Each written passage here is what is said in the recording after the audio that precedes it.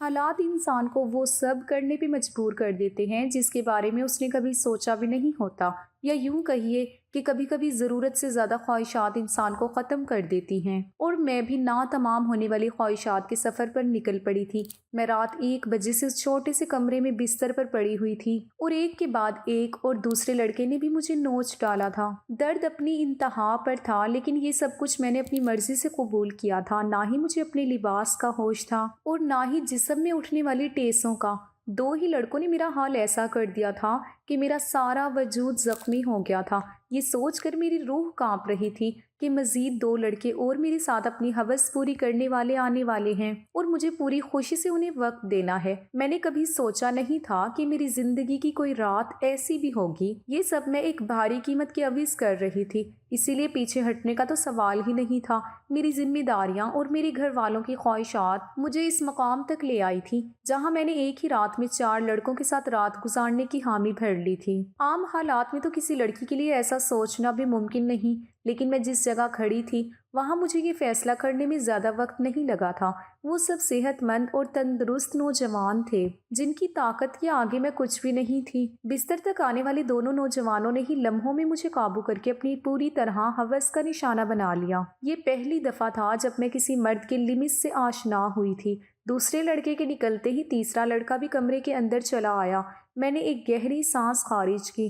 मैं थोड़ा वक्त चाहती थी, लेकिन वो कहने लगा कि इतना वक्त नहीं है, बाहर उसके और भी दोस्त इंतजार में बैठे हैं। उसकी बात सुनकर मेरी आंखों से आंसू बह निकले। वो फौरन ही मेरे पास चला आया और मेरी आंसुओं को नजरअंदाज करता अपनी शिद्दतें मुझ पर बिखेरने लगा। मेरे वजूद में बर्दाश्त की सिकत खत्म हो रही थी। मैं बार बार उसे खुद से दूर करने की कोशिश करती, लेकिन वो उतना ही मुझ पर हावी होने लगता। ऐसा लग रहा था जैसे उसे इस खेल में मजा आ रहा हो। मेरे धक्का देने पर वो पहले से भी ज्यादा जोश से मेरे करीब आता, इसलिए अब मैं उसे रोकने की गलती नहीं कर रही थी और खामोशी से खुद पर गुजरने वाली इस कयामत को बर्दाश्त कर रही थी। 1 घंटे तक वो अपनी प्यास बुझाता रहा और जाते जाते उसने अपने दांतों के निशान मेरी गर्दन पर छोड़ दिए और कहने लगा कि अगर उसे दोबारा मौका मिला तो वो मेरे साथ दोबारा वक्त जरूर गुजारेगा।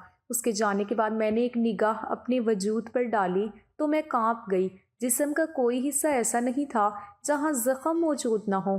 तीसरे नौजवान ने तो हद से ज्यादा मुझे जख्मी कर दिया था। जगह जगह उसके दांतों के निशान पेवस्त थे।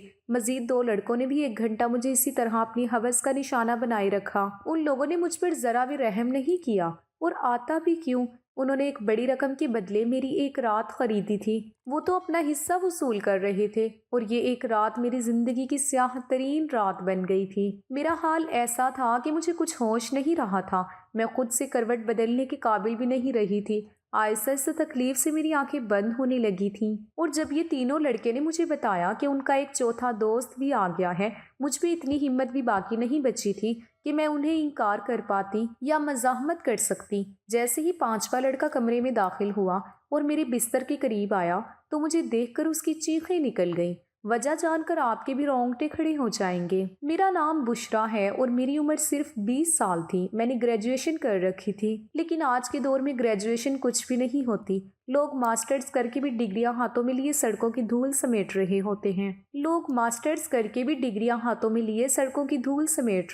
हैं। इस बात का सही तरीके से अंदाजा मुझे उस वक्त हुआ जब मैं नौकरी की तलाश के लिए निकली। हर कंपनी के आगे नौजवानों की एक बड़ी सी लाइन लगी होती जो अपनी बारी के मुंतजिर होते। ऐसे में मुझ जैसी लड़की की नौकरी कहाँ हो सकती थी, जिसके पास ना ही तजुर्बा था और ना ही कोई बड़ी डिग्री। मगर नौकरी ढूंढना मेरी अव्वलैन ज़रूरत और तरजीह बन चुका था, क्योंकि अब्बा के इंतकाल ने हमारी कमर तोड़ दी थी। अब्बा घर में वाहिद कमाने वाले थे और हम 3 बहनें बिन ब्याही घर में मौजूद थीं। मेरी बड़ी बहन ने कोई तालीम हासिल नहीं की थी, इसलिए कमाने की जिम्मेदारी उसकी बजाय मेरे कांधों पर आ गई थी। मैं घर से बाहर निकली तो मेरे होश ठिकाने आ गए। मैं तो बाहर की दुनिया को बहुत आसान समझ रही थी, लेकिन अब मुझे समझ आया था कि अब्बा कितने जतन करके हमारे लिए रोटी कमाते थे। मैं हमेशा ही अब्बा से इस बात पर नाराज रहती थी कि वो हमारी ख्वाहिशात पूरी नहीं करते। मेरी नाराजगी पर अब्बा का चेहरा हमेशा उतर जाता।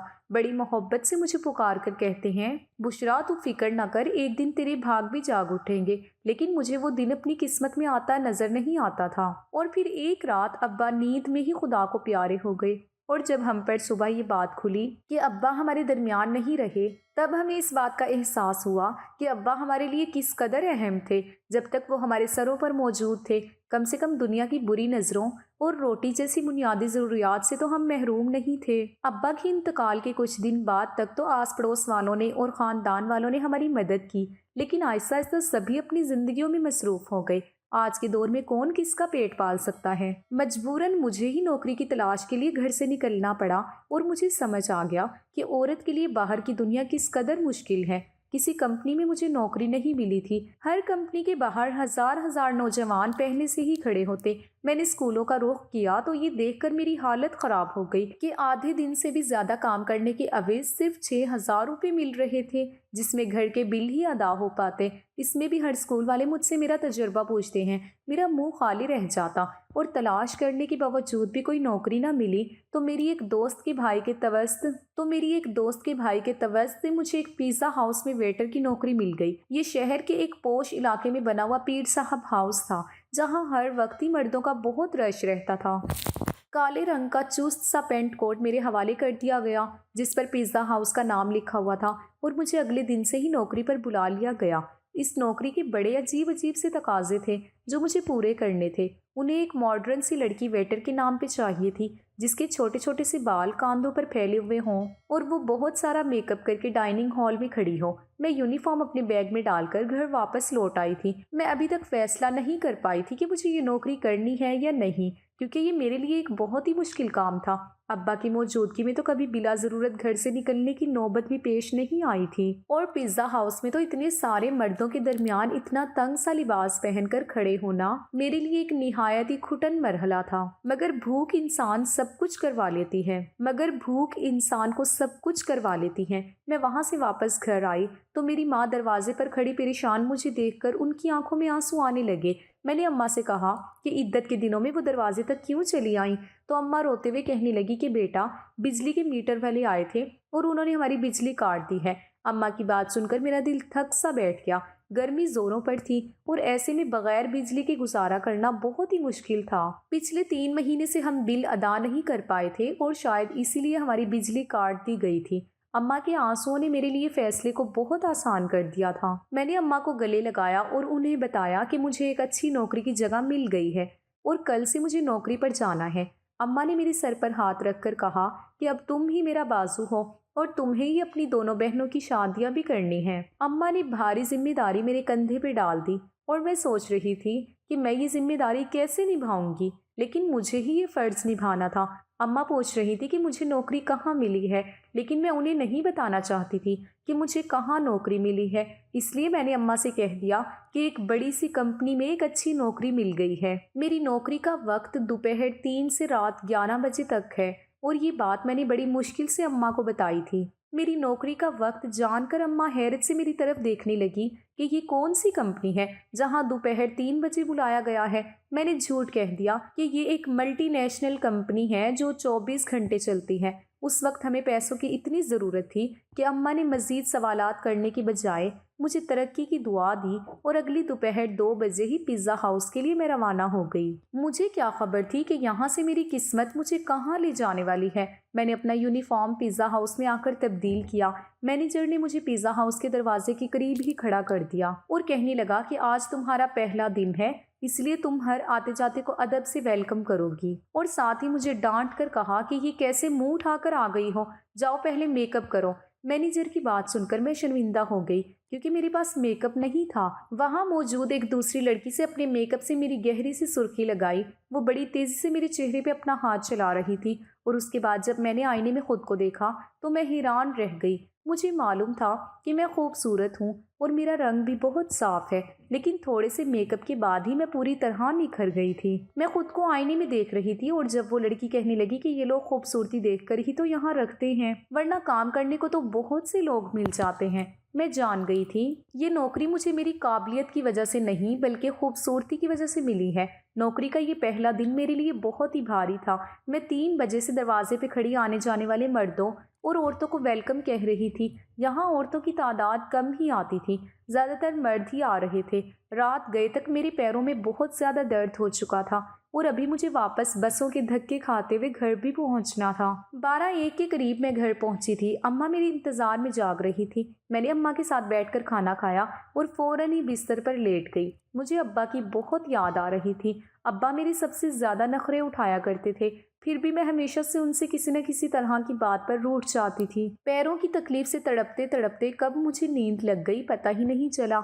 अगले दिन मैं फिर दोपहर के 2 बजे घर से निकल गई। आज मुझे दरवाजे के पास खड़ा नहीं किया गया था, बल्कि एक ऑर्डर लेने का काम दिया गया था। ये काम मुझे थोड़ा सा आसान लगा, क्योंकि कुछ ही देर में अंदाज़ा हो गया कि ये काम बिल्कुल भी आसान नहीं था। मैं जिसके पास भी ऑर्डर लेने के लिए जाती, उनमें से अक्सर मर्द मुझे सर से पाँव तक देखते और मुस्कुराते। बदले में मुझे भी मुस्कुराहट का तबादला करना पड़ता, क्योंकि ये मेरी नौकरी का तकाजा था। जानबूझकर ऑर्डर देने में काफ़ी वक्त लगाते और कभी कभी तो ऑर्डर देते वक्त इस कदर करीब आ जाते कि मेरा सांस रुकने लगता। ये पिज़्ज़ा हाउस मुझ जैसी वेट्रेस की वजह से चल रहा था।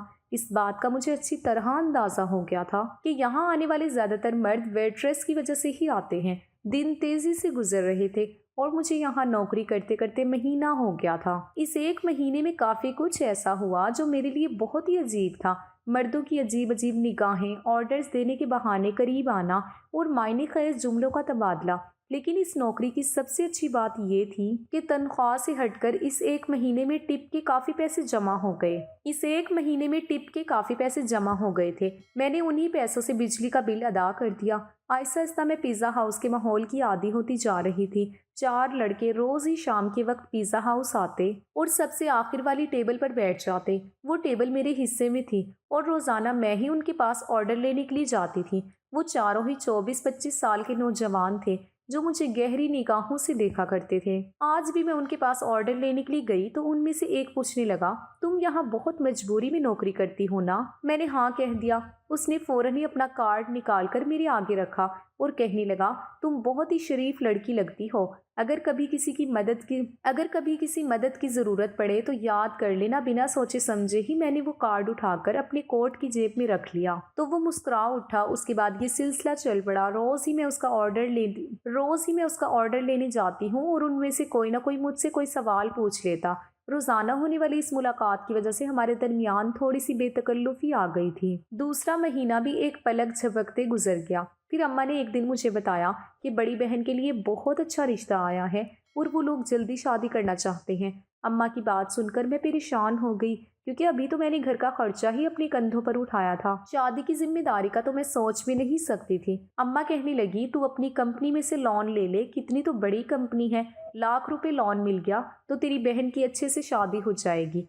मेरी बड़ी बहन भी 24 साल की हो रही थी और अम्मा उसकी तरफ से बहुत परेशान थी। अब मैं अम्मा को क्या बताती कि मैं तो पिज़्ज़ा हाउस पर मामूली सी नौकरी कर रही थी, लाख रुपए मुझे कहाँ से मिलते। अम्मा ने जब मुझे ये कहा तो मैंने उनको किसी बात का जवाब नहीं दिया, लेकिन अम्मा की आंखों में मुझे चमकती हुई उम्मीद साफ दिखाई दे रही थी। अम्मा को यकीन था कि मुझे कंपनी से लोन मिल जाएगा और मैं सोच रही थी कि मेरे झूठ ने मुझे कहाँ फंसा दिया है। अगले दिन मैं नौकरी पर भी अब सारा वक्त परेशान रही और ये बात मेरे साथ काम करने वाली लड़की ने नोट कर ली। वो मुझसे कहने लगी कि क्या बात है बुशरा, आज तुम बहुत ज़्यादा परेशान लग रही हो। मैंने उसे बताया कि बड़ी बहन की शादी है और मेरे पास बिल्कुल भी पैसे नहीं हैं। मेरी बात सुनकर वो कहने लगी, तो इतना खर्चा करने की क्या ज़रूरत है, सादगी से रुखसती कर दो। उसकी बात सुनकर मैं सोच में पड़ गई। वो ठीक ही तो कह रही थी, इतना मसला बनाने की ज़रूरत क्या थी। घर आकर मैंने अम्मा को यही मशवरा दिया कि वो सादगी से बहन की रुखसती कर दें, लेकिन मेरी बात सुनकर वो कहने लगी, हर किसी को हमारे मसाइल का इल्म नहीं है। लड़के वालों ने पहले ही जहेज के नाम पर एक लंबी लिस्ट थमा दी है और अगर मैंने खाली हाथ तेरी बहन को रुखसत कर दिया तो उसके ससुराल वाले सारी जिंदगी उसे बातें सुनाते रहेंगे। अम्मा की बात सुनकर मुझे गुस्सा आ गया। मैंने कहा कि ऐसी जगह बाजी की शादी करने की ज़रूरत ही क्या है। मेरी बात सुनकर अम्मा नाराज़ हो गई और कहने लगी, अल्लाह अल्लाह करके तेरी बहन का एक अच्छी जगह से रिश्ता आया है और तू उसमें भी नुक्स निकाल रही है। अगर आज तेरा बाप जिंदा होता तो मुझे तेरी मिन्नत ना करनी पड़ती, वो खुद ही अपनी बेटी के लिए कैसे भी करके रकम जमा कर लेता। अम्मा की आंखों में आंसू आ गए थे और उनकी बात ने मेरा भी दिल दुखा दिया। वो ठीक ही कह रही थी कि अगर अब्बा जिंदा होते तो वो किसी भी तरह पैसे जमा कर लेते। मैंने अम्मा को गले लगाया और उनसे वादा किया कि मैं जल्द ही पैसों का इंतजाम कर लूंगी। मैं खुद भी नहीं जानती थी कि इतने सारे पैसे मुझे कहाँ से मिलेंगे। बाप का साया वाकई औलाद के लिए बहुत बड़ी नेमत होता है। वो अपनी जान पर खेल कर भी औलाद को जिंदगी के साथ सुख देता है, और मेरे लिए अपने बाप की जगह लेना बहुत मुश्किल था। दिन यूं ही परेशानी के आलम में गुजर रहे थे। मैंने पिज्ज़ा हाउस के मैनेजर से पैसों की बात की थी, लेकिन मेरी बात सुनकर जिन नज़रों से उसने मुझे देखा था, मैं खुद ही ज़मीन में गड़ गई थी। लड़के अब भी रोज़ाना पिज़्ज़ा हाउस आते थे और मैं उनका ऑर्डर लेने गई तो उनमें से एक ने कहा, क्या बात है, आज तो आपका चेहरा बिल्कुल ही उतरा हुआ है। उसकी बात सुनकर ना जाने क्यों मेरी आंखों में आंसू आ गए थे। वो बार बार इसरार करने लगा कि मैं उसे अपनी परेशानी बताऊं। ना चाहते हुए भी मैंने उसे अपना मसला बता दिया, क्योंकि मुझे भी किसी ऐसे ही शख्स की तलाश थी जिसके आगे मैं खुलकर अपना दर्द बयान कर सकूं। मेरी बात सुनकर उसके चेहरे पर मुस्कुराहट आ गई और कहने लगा कि इतनी छोटी सी बात के लिए आप इस कदर परेशान हैं। आपको अपना कार्ड इसीलिए तो दिया था कि कोई भी परेशानी हो तो आप हमें याद कर ले। मैं हैरत से उनके चेहरे को देखने लगी। मैं ये सोच भी नहीं सकती थी कि वो 4 अजनबी लड़के मुझे पैसे दे सकते हैं, लेकिन उन चारों ने फौरन ही मुझे लाख रुपए की पेशकश कर दी थी। मैं हैरत से आंखें फाड़े उनकी तरफ देख रही थी। वो कहने लगे, 1 लाख रुपए देना उनके लिए कोई बड़ी बात नहीं है, लेकिन मुझे भी उनके लिए कुछ काम आना होगा। उनकी बात सुनकर मैं ठिठक गई। उन लड़कों को मुझसे क्या काम हो सकता था, ये बात समझने में मुझे ज्यादा देर नहीं लगी थी। मैंने फौरन ही घबरा कर कहा कि मैं एक शरीफ घर से ताल्लुक रखती हूँ और मैं कोई गलत काम नहीं कर सकती। वो हंस के कहने लगे कि हमने सिर्फ पेशकश की है, कबूल करना या ना करना आपकी मर्जी है, लेकिन आज के दौर में 1 लाख रुपए आपको कोई भी नहीं देगा, चाहे वो आपका करीबी रिश्तेदार ही क्यों ना हो। बात तो उनकी बिल्कुल ठीक थी, लेकिन मैं अपनी इज्जत गिरवी रखकर लाख रुपए हासिल नहीं करना चाहती थी, इसीलिए मैंने उन्हें साफ इनकार कर दिया। मैं हालात से पूरी तरह थक चुकी थी और ऐसी ही थकी हारी जब लौट कर घर आई तो मेरी अम्मा और बहनें मेरी मुंतजिर थीं। अम्मा ने बताया कि बाजी के ससुराल वाले 1 महीने बाद ही शादी की बात कर रहे हैं और वो बाजी के साथ साथ छोटी को भी अपनी छोटे बेटे के लिए लेना चाहते हैं। इसी तरह एक खर्चे में 2 शादियां हो जाएंगी। छोटी के रिश्ते का सुनकर जहां मुझे खुशी हुई थी, वहीं 1 महीने का वक्त सुनकर मेरी जान निकल गई। पैसों का कोई इंतजाम नहीं हो सका था और अम्मा मुझ पे उम्मीद बांधे बैठी थी। मैंने एक नज़र अपनी बाजी के चेहरे पर डाली, जहां बहुत अरसे के बाद मुझे खुशी की रिमक नजर आ रही थी। मैं बाजी के ससुराल वालों से मिली थी। वो लोग वाकई बहुत अच्छे थे, लेकिन आज के दौर में सादगी और बगैर जहेज के कौन दुल्हन रुखसत करवाता है, वो भी इसी माशरे के अफराद थे। मैं अपनी बहनों की खुशी को हमेशा कायम देखना चाहती थी। मैंने अम्मा से कहा कि आप शादी की तारीख पक्की कर दें, मैं पैसों का इंतजाम कर लूंगी। मेरी बात सुनकर घर में खुशी की लहर दौड़ गई थी, मगर वो लोग इस बात से बेखबर थे कि ये खुशी मेरी जात की बर्बादी के बदले उन्हें हासिल होने वाली है। अगले दिन मैंने उन चारों लड़कों से हामी भर ली। वो मुस्कुरा कर कहने लगे, हम जानते थे कि आप जरूर मान जाएंगी। उन चारों ने एक रात के लिए मुझे अपने साथ ले जाने की बात की थी। मैंने अम्मा को बताया कि साल के इख्तिताम की वजह से कंपनी में काम बहुत ज्यादा है, मुझे एक रात कंपनी में ही गुजारनी होगी। कंपनी ने मेरा लोन मंजूर कर लिया है, इसलिए मैं उनकी बात मानने पर मजबूर हूँ। लोन पास होने की बात सुनकर अम्मा इस कदर खुश हो गई कि उन्होंने मुझे रात रुकने की इजाज़त भी दे दी और मैं पिज़्ज़ा हाउस से छुट्टी लेने के बाद उन चारों लड़कों के साथ चली गई। उन चारों ने मुझे अपनी दरिंदगी का निशाना बना डाला और जब 5वां लड़का अंदर आया तो मुझे देखकर उसकी चीखें निकल गई, क्योंकि पूरा बिस्तर खून में भरा हुआ था और मैं अपनी ज़िंदगी की शायद आखिरी सांसें ले रही थी। उसने फ़ौरन ही मुझे अपने बाजुओं में उठाया और गाड़ी में डालकर छोटे से अस्पताल में ले आया, जहां शायद उसका कोई जानने वाला ही डॉक्टर था। कई घंटे आईसीयू में रहने के बाद मेरी हालत कुछ बेहतर हुई थी, लेकिन मेरा जख्म वजूद मेरी बर्बादी की गवाही दे रहा था। वो लड़का उन चारों का ही दोस्त था, लेकिन उसके अंदर इंसानियत अभी बाकी थी। उसे मुझ पर रहम आ गया था, वरना शायद मैं इसी बिस्तर पर दम तोड़ जाती।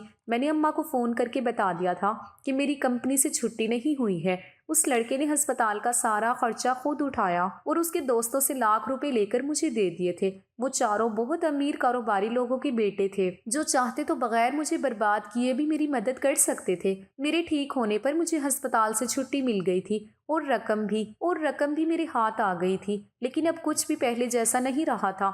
उस लड़के ने मुझे अपनी फैक्ट्री में नौकरी की ऑफर कर दी थी और यकीन दिलाया था कि मैं वहां इज्जत से नौकरी करूंगी। आज मेरी दोनों बहनों की शादी हो गई थी और मैं उस लड़के की फैक्ट्री में नौकरी कर रही हूँ। ایک بات میں اچھی طرح جان گئی تھی کہ آج کے اس دور میں بغیر غرض کے مدد کرنے والے لوگوں کی تعداد نہ ہونے کے برابر ہے۔ ہمیشہ نوکری کرنے والی لڑکیوں کو عزت کی نظر سے دیکھیں، کیونکہ وہ بہت ہی مجبوری کی حالت میں اپنے گھروں سے نکلتی ہیں، چاہے پھر وہ تنگ لباس پہن